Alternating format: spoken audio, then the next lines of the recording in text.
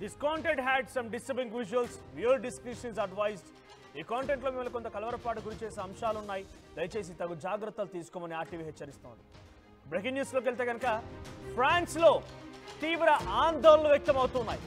ప్యారిస్లో black everything పేరుతో యువత నిరసనలు వ్యక్తం చేస్తోంది. కొత్త ప్రధానికి వ్యతిరేకంగా ఆ స్థానిక యువతంతా రోడ్డెక్కారు. రోడ్లన్నీ మూసేసి టైర్లకి నిప్పంటించారు నిరసనకారులు. ప్రభుత్వ ఆర్థిక విధానాలపైన ప్రజల్లో తీవ్రమైన అసంతృప్తి వ్యక్తమైంది. ఆందోళనలు అడ్డుకునేందుకు సుమారుగా 80,000 మంది పోలీసులు రంగంలో దిగారు. 200 మంది నిరసనకారులను అరెస్ట్ చేశారు. విశ్వాస పరీక్షలో మాజీ ప్రధాని ప్రణోయిస్ బెయిరవ్ రాజీనామా చేశారు. ఆయన విశ్వాస పరీక్షలో ఓడిపోవడంతో కొత్త ప్రధానిగా సెబాస్టియన్ కోర్ను ప్రమాణ స్వీకారం చేశారు. అయితే సెబాస్టియన్ నియామకాన్ని వ్యతిరేకిస్తున్నారు పారిస్ ప్రజలు. ప్రెసిడెంట్ మాక్రాన్ కు అత్యంత సన్నిహితుడు సెబాస్టియన్ లెకోర్ను. సెబాస్టియన్ ని వ్యతిరేకిస్తూ ఆయన నియామకాన్ని తప్పుపడుతూ రోడ్లపైకి యువతంతా బ్లాక్ ఎవ్రీథింగ్ ఈ పేరుతో నిరసన వ్యక్తం చేస్తున్నారు. ప్రణోయిస్ బెయిరవ్ రాజీనామా చేయడంతో కొత్త ప్రధానిగా సెబాస్టియన్ కోర్ను ఎన్నుకున్నారు. సెబాస్టియన్ కోర్ను ప్రమాణ స్వీకారం చేశారు. ఆయన నియామకాన్ని ప్రజలంతా తప్పుపడుతున్నారు. ప్రెసిడెంట్ మాక్రాన్ కు అత్యంత సన్నిహితుడైనటువంటి సెబాస్టియన్ లెకోర్ను నియామకాన్ని తప్పుపడుతూ రోడ్లపైకి నిరసన వ్యక్తం చేస్తున్నారు. ఆ విజువల్స్ లో మనం చూస్తూ ఉన్నాం. రోడ్లపైకి రోడ్లపై డస్ట్బిన్లని ఆ కార్లని ఎక్కడెక్కడ ధ్వంసం చేస్తూ నిరసన వ్యక్తం చేస్తున్నారు. ఒక్కసారిగా ఆగ్రహంతో రెచ్చిపోయిన ఆ ప్రజలంతా అలా చేయడంతో 80,000 మంది పోలీసులు అక్కడికి చేరుకొని ఆ నిరసనకారులను అడ్డుకునే ప్రయత్నం చేశారు. 200 మంది అరెస్ట్ చేశారు. టియర్ గ్యాస్ ప్రయోగించారు. ఎక్కడికక్కడ ఫ్రాన్స్ లో ఇప్పుడు ఆందోళన వ్యక్తమవుతున్నాయి. పారిస్ నగరం అంతా కూడా ఇప్పుడు ఆందోళనకారుల చేతిలో చుట్టుముట్టారు. ఆందోళనకారులంతా కూడా అక్కడ నిరసన వ్యక్తం చేస్తూ ఎటు చూసినా కూడా నిప్పంటించడాలు, ధర్నాకు దిగడాలు, రాస్తా రోకోలు చేయడాలు, ఏకంగా పోలీసులపై తిరగబడి పోలీసులపై డస్ట్బిన్లు వేయడాలు, పోలీసులపై రాళ్ళు రువ్వడాలు జరుగుతూ ఉన్నాయి.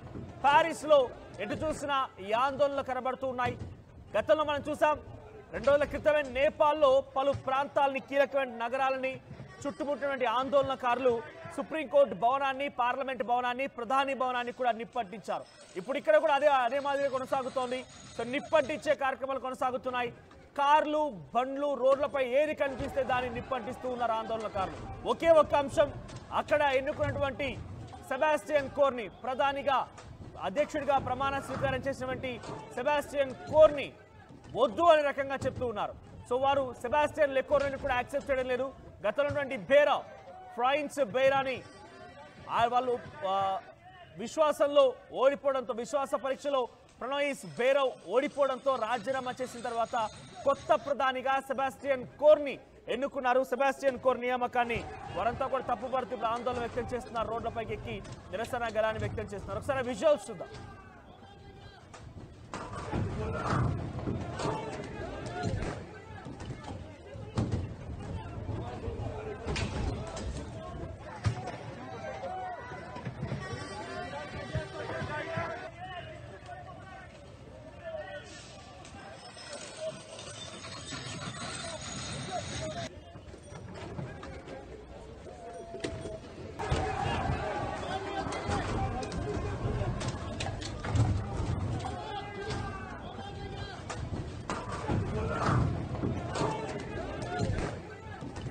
మాజీ ప్రధాని ప్రణోయిస్ బెయిరవ్ ఆయన విశ్వాస పరీక్షలో ఓడిపోవడంతో ప్రస్తుతానికి సెబాస్టియన్ కోర్ని అక్కడ ప్రధానిగా చేశారు.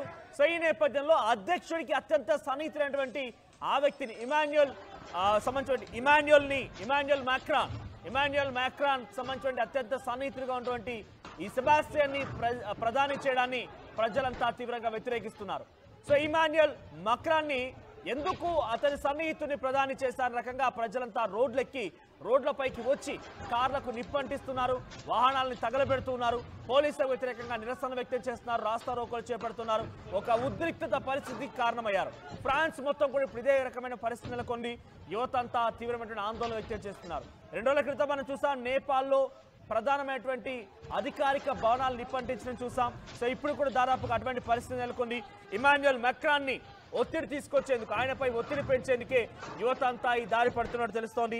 దుకాణాలను ధ్వంసం చేశారు, వీధిలో విధ్వంసం సృష్టించారు. అక్కడికి పోలీసులు 80,000 మంది పోలీసులు దిగారంటే ఎటువంటి ఉద్రిక్తత పరిస్థితిని అర్థం చేసుకోవచ్చు. 80,000 మంది పోలీసులు అక్కడ రంగంలోకి దిగిపోయి 200 మంది అరెస్ట్ చేయడం చూసాం. సో చాలా మందిని కూడా లాఠీ చార్జ్ చేశారు, టియర్ గ్యాస్ ప్రయోగించారు, బాష్పాయిల్ ప్రయోగించి వారందరినీ కూడా పంపించే ప్రయత్నం చేస్తున్నారు. ఈ ఘటనలో ఇప్పటికీ 200 మందిని అరెస్ట్ చేశారు. ప్రభుత్వ ఆర్థిక విధానాలకు వ్యతిరేకంగా ఫ్రెంచ్ అధ్యక్షుడు ఇమాన్యుయల్ మాక్రాన్ తన సన్నిహితుడైనటువంటి సెబాస్టియన్ లెకోర్ను ప్రధానమంత్రిగా నియమించడం పైన దేశవ్యాప్తంగా ఆందోళన వ్యక్తమవుతున్నాయి. బ్లాక్ ఎవ్రీథింగ్ అనేటువంటి పేరిట నిరసనలు వ్యక్తమవుతున్నాయి. ఆందోళనకారులను అడ్డుకునేందుకు 80,000 మంది పోలీసులు రంగంలో దిగారు. మీరు చూస్తున్న విజువల్స్ లో ఫ్రాన్స్ కొత్తగా ఫ్రాన్స్కి ప్రధానిగా అయినటువంటి సెబాస్టియన్ లెకోర్ను ఎన్నుకోవడానికి వ్యతిరేకంగానే వారంతా నిరసన వ్యక్తం చేస్తున్నారు. ఇంకా నిరసనలు కొనసాగుతున్నాయి. ఆ నిరసనకారుల్ని పంపించే విధంగా బాష్పవాయువుల్ని, టియర్ గ్యాస్ ని, ఇతరత్ర లాఠీ చార్జ్ కూడా ప్రయోగిస్తున్నప్పటికీ ఏమాత్రం ఉపయోగం లేకుండా పోయింది. ప్రభుత్వ భవనాలని, ప్రభుత్వ రంగ సంస్థల్ని, ప్రభుత్వం చేత నిర్మించబడినటువంటి వివిధ అంశాలని కూడా పూర్తిగా నిప్పంటించి అక్కడ తమ నిరసన వ్యక్తం చేస్తున్నారు. బ్రిడ్జ్కి నిప్పంటించారు, అక్కడ నుండి ఒక భవనాన్ని నిప్పంటించారు, కార్లకు నిప్పంటించారు, పోలీస్ స్టేషన్లకు నిప్పంటించారు. సో ఆందోళన కొనసాగుతున్నాయి. అవినీతిలో పేరుకుపోయినటువంటి అధ్యక్షుడే సన్నిహితులైనటువంటి సెబాస్టియన్ మళ్ళీ ప్రధానిగా చేశారన్న చందంగా అక్కడ నిరసనలు వ్యక్తమవుతున్న విజువల్స్ చూద్దాం. సో మరి ఫ్రాన్స్ లో నేపాల్ లాంటి పరిస్థితి, బంగ్లాదేశ్ లాంటి పరిస్థితి, శ్రీలంక లాంటి పరిస్థితి, అటువంటి పరిస్థితి తలెత్తుతుందా? అవినీతి మరకలంటుకున్నటువంటి ఆ అధ్యక్షుడి పైన ఇంకా నిరసన కొనసాగుతాయా? 80,000 మంది పోలీసులు అక్కడ మోహరించి గ్యాస్ ప్రయోగించారు, బాష్పాయిల్ ప్రయోగించి అక్కడ 200 మంది అరెస్ట్ చేశారు. ఇంకొంతమంది గాయాల పాలైపోయి ఆసుపత్రిలో చికిత్స పొందుతున్నారు.